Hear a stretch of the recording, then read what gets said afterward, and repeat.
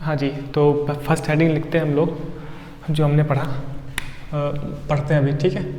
तो first heading थी मेरी ऊष्माक्षेपीय अभिक्रिया, ठीक है, ऊष्माक्षेपी। अब देखिए ये अपने बोर्ड एग्जाम में आ सकती है और इसके एग्जाम्पल आ सकता है, ऊष्माक्षेपीय अभिक्रिया का एग्जाम्पल, ठीक है। तो मैं एग्जाम्पल आपको बहुत सारे बताऊंगा जब हम आगे चल के रासायनिक समीकरण के प्रकार पढ़ेंगे, है ना, जब हम रासायनिक अभिक्रियाओं के प्रकार देखेंगे, ठीक है। तो ऊष्माक्षेपीय अभिक्रिया, तो इसमें आप लिखिएगा, है ना, वह रासायनिक अभिक्रिया जिसमें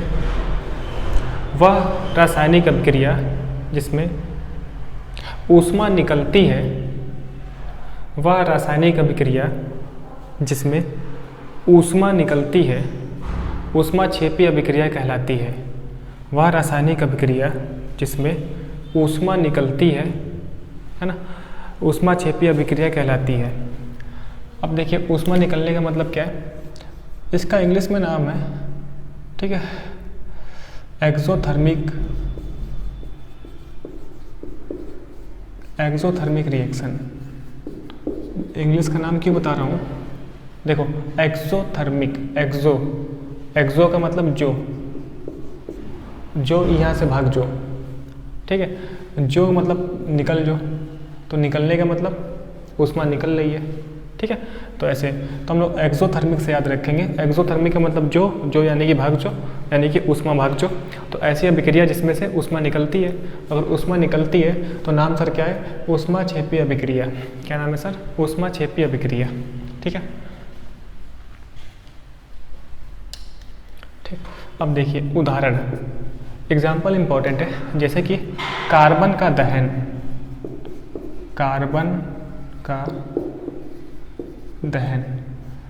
दहन यानी कि ऑक्सीजन की उपस्थिति में जलना, है ना, कंबक्शन ऑफ कार्बन का दहन, यानी जैसे कार्बन, अब देखिए हम भौतिक अवस्था दिखा रहे हैं, अगर कार्बन ऑक्सीजन के साथ जलेगा ऐसे तो सर बनाता है कार्बन डाइऑक्साइड CO2, ठीक है। तो आपने देखा कि सर कार्बन तो सॉलिड के रूप में है, ऑक्सीजन गैस के रूप में तथा कार्बन डाइऑक्साइड गैस के रूप में। तो ये एक रासायनिक समीकरण हमने लिखा।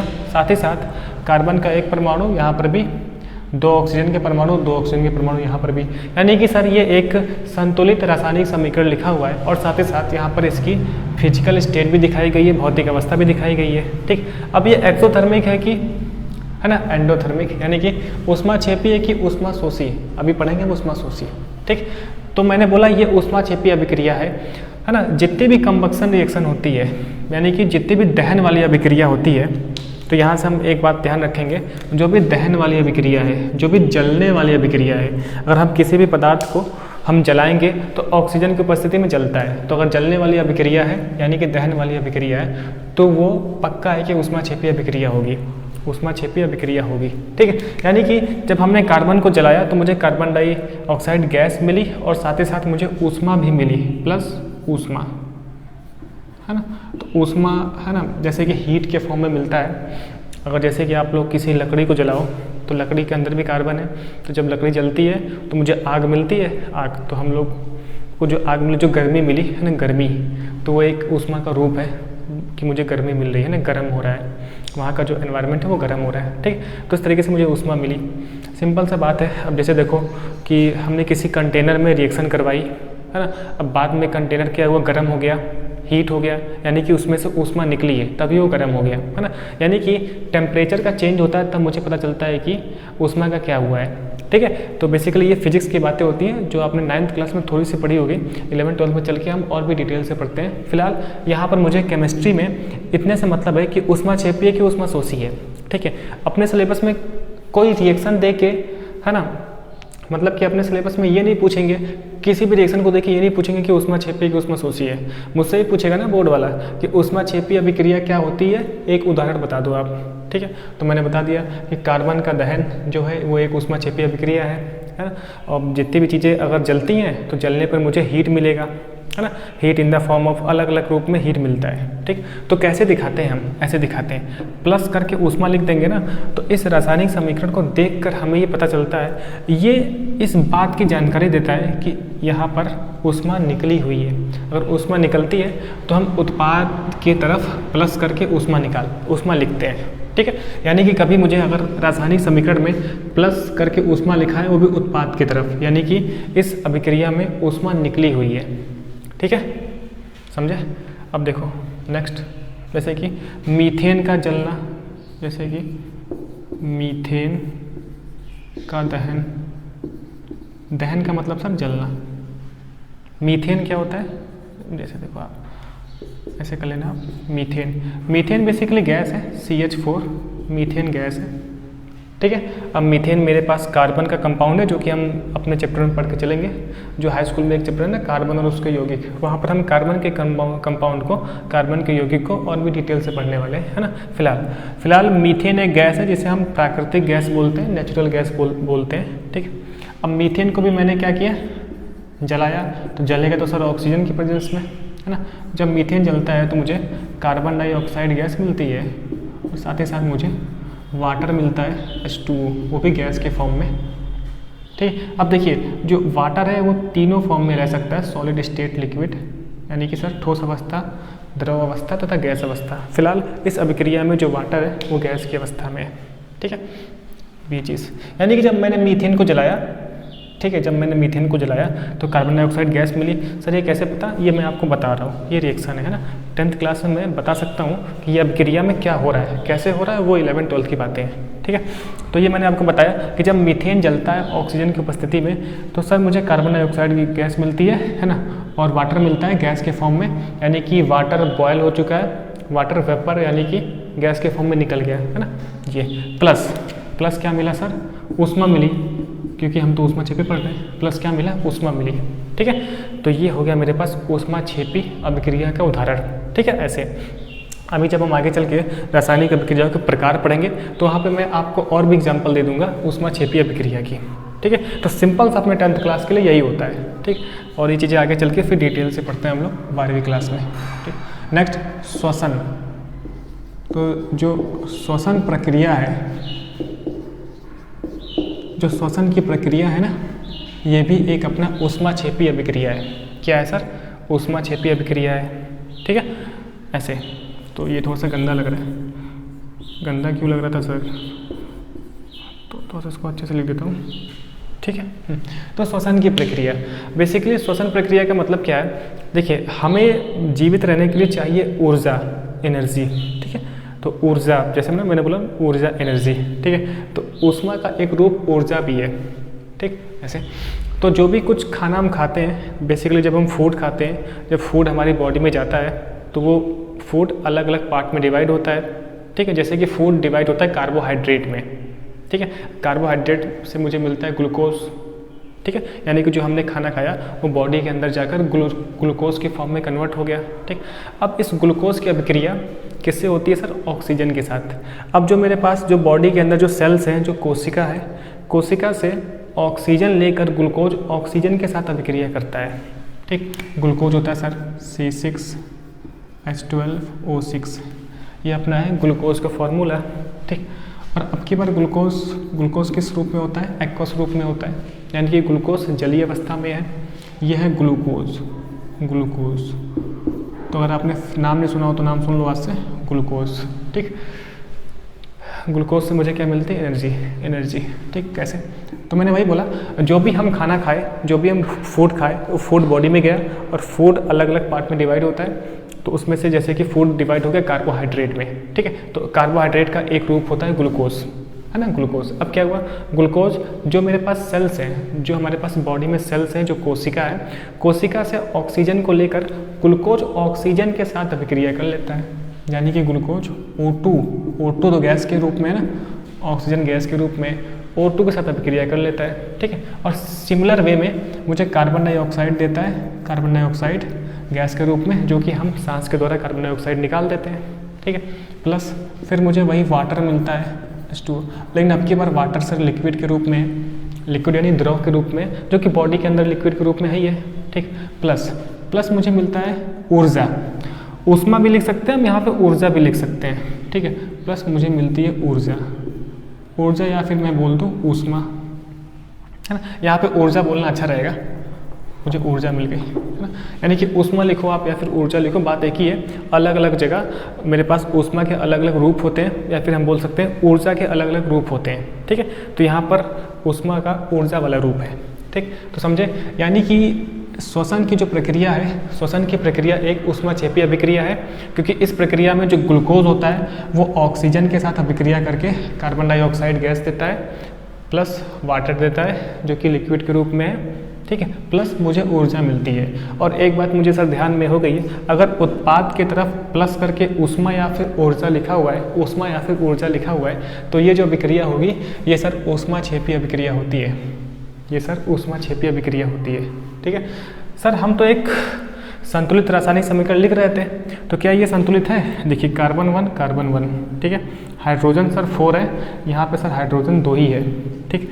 तो अब मुझे इस हाइड्रोजन को 4 करना पड़ेगा, 4 करने के लिए मुझे यहाँ 2 से मल्टीप्लाई करना पड़ेगा, तो हाइड्रोजन सर 2 2 4 हो गया, ठीक। लेकिन ऑक्सीजन सर कितना हो गया?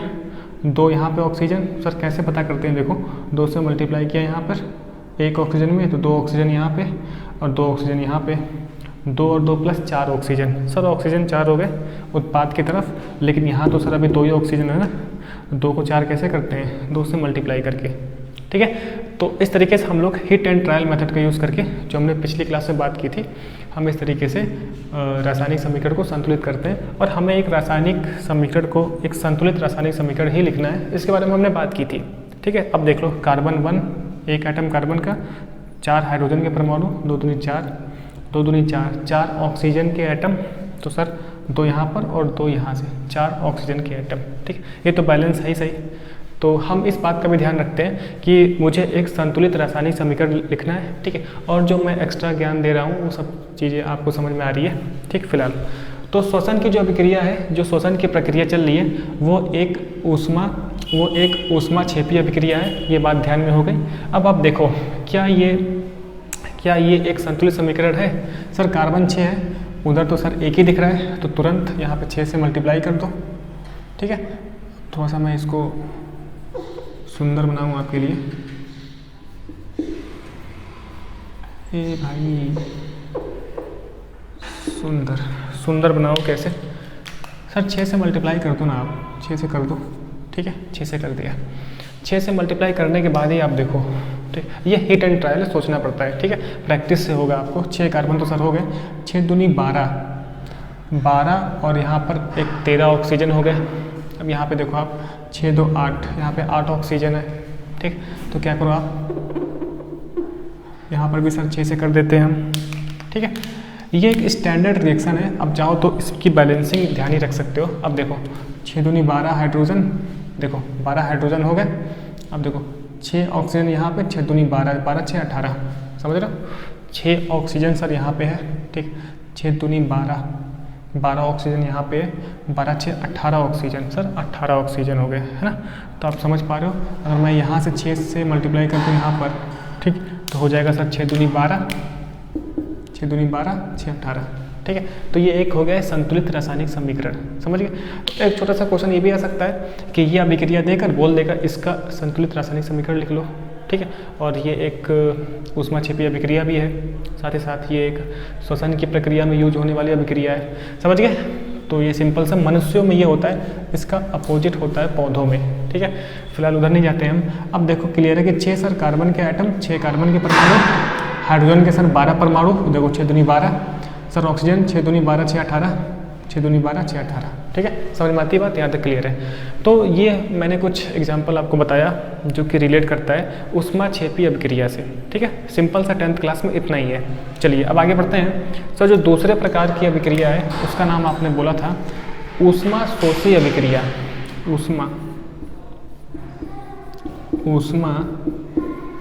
ठीक है जी, ऊष्माशोषी। अब देखिए आप जानते हैं कि मेरा थोड़ा सा हिंदी में कमज़ोर है, ठीक। तो ऊष्माशोषी, हिंदी तो सर कमज़ोर है, तो आप हिंदी के लिए ये चीज़ें देख लेते हो एक बार, ठीक है। ठीक है, सही लिखा है।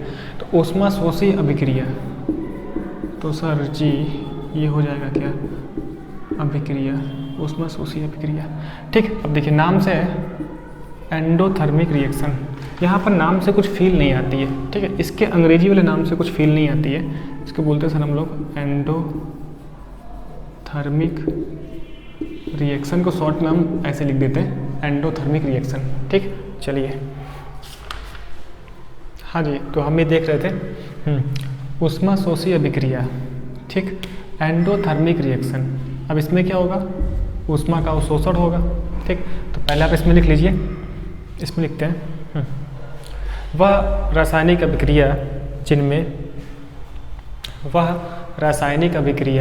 जिनमें ऊष्मा अवशोषित होती है, वह रासायनिक अभिक्रिया जिनमें ऊष्मा अवशोषित होती है ऊष्माशोषी अभिक्रिया कहलाती है। ऊष्मा अवशोषित होती है, ऊष्माशोषी अभिक्रिया कहलाती है, ठीक है। तो बिल्कुल अपोजिट है, यहाँ पर ऊष्मा क्या हो रही थी, निकल रही थी, अब इसमें ऊष्मा अवशोषित होगी, है ना, यानी कि मुझे ऊष्मा देनी पड़ेगी तब रिएक्शन होती है, ठीक है। दो प्रकार से रिएक्शन होती थी, जैसा कि हमने समझा। यहाँ पर क्या होगा, रिएक्शन होने के बाद मुझे एनर्जी मिलेगी, हीट के फॉर्म में अलग अलग रूप में मिलती है, ठीक है। अब इसमें क्या होगा, जब तक मैं एनर्जी नहीं दूंगा, जब तक मैं ऊष्मा नहीं दूंगा, तब तक रिएक्शन नहीं होती है, ठीक है। तो इसका एक स्पेसिफिक एग्जांपल, ठीक है, तो एग्जांपल के तौर पे मैं यहाँ लिख रहा हूँ, मुझसे एग्जांपल पूछेगा, ठीक है। तो ऊष्माशोषी का एग्जांपल आपने लिख लिया, वहाँ तक ठीक है। अब देखिए, जैसे कि एक एग्जांपल है कि नाइट्रोजन जो गैस के फॉर्म में है, नाइट्रोजन O2 के साथ रिएक्शन कर जाता है। अगर मैं क्या करूँ, इसमें बहुत ज़्यादा हीट दूँ, लगभग, ठीक है। तो यहाँ तक आपने समझा, प्लस हीट को मैं अब हीट लिख दे रहा हूँ, इंग्लिश मीडियम में आगे, प्लस ऊष्मा, ठीक है। यानी कि एग्जाम्पल ये कि नाइट्रोजन ऑक्सीजन के साथ रिएक्शन करता है लगभग 3000 डिग्री सेल्सियस पे, 3000 डिग्री सेल्सियस, है ना। बहुत ही हाई टेम्परेचर पर क्या होता है, नाइट्रोजन O2 के साथ संयोग करके, है ना, बनाता है NO क्या है सर, नाइट्रोजन मोनोऑक्साइड, ये भी गैस के फॉर्म में है, ठीक। अब आप देखो, 2 नाइट्रोजन का एटम, यहाँ पर 2 ऑक्सीजन के एटम, यानी कि मुझे यहाँ 2 से मल्टीप्लाई करना पड़ेगा, तब ये एक संतुलित रासायनिक समीकरण होगी, ठीक। तो ये एक एग्जांपल हो गया जहाँ पर नाइट्रोजन ऑक्सीजन के साथ संयोग करता है, बहुत ही हाई टेम्परेचर पे, बहुत ही उच्च तापमान पर नाइट्रोजन ऑक्सीजन के साथ संयोग करके सर क्या बनाता है, नाइट्रोजन मोनोऑक्साइड NO बनाता है, ठीक। तो अगर अभिकारक, है ना, अगर अभिकारक की तरफ ऊष्मा लिखा है प्लस करके, है ना, प्लस करके अभिकारक की तरफ ऊष्मा लिखा है, इसका मतलब कि ये ऊष्माशोषी अभिक्रिया है जिसमें ऊष्मा दी गई है अभिक्रिया करवाने के लिए, ठीक है। बात समझ में आ गई। तो इसको आप लिख सकते हो नाइट्रोजन मोनोऑक्साइड, ठीक, नाइट्रोजन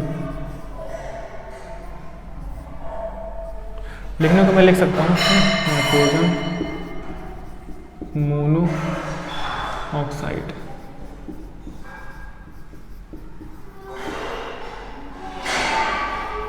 कैमरे में आ रहा होगा, ठीक। तो नाइट्रोजन मोनोऑक्साइड, हाँ जी।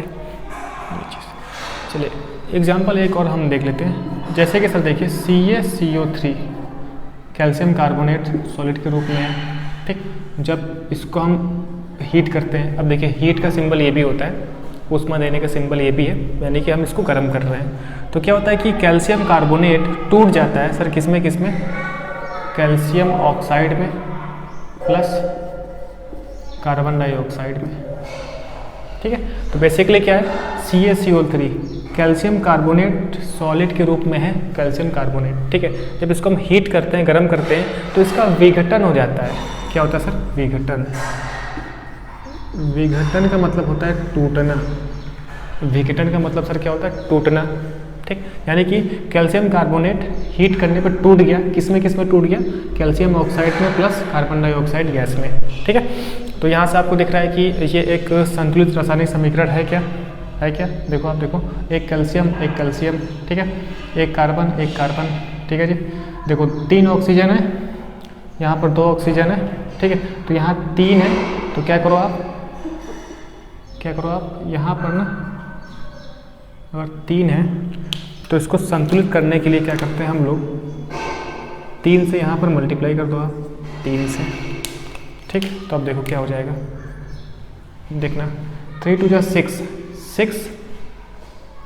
है ना।